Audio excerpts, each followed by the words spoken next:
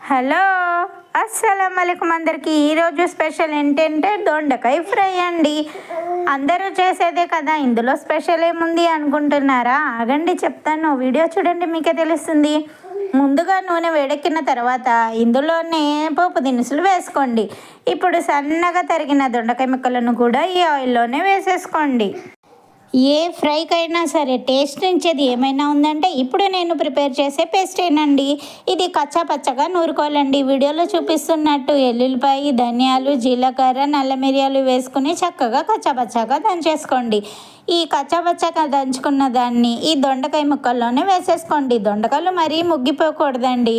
చూడండి, ఇలా ఈ పేస్ట్ను కూడా చక్కగా వేసేసుకొని తగినంత ఉప్పు, కారం, పసుపు వేసేసుకొని చక్కగా దింపేసుకొని నిమ్మకాయ పిండుకొని తినేయడమేనండి.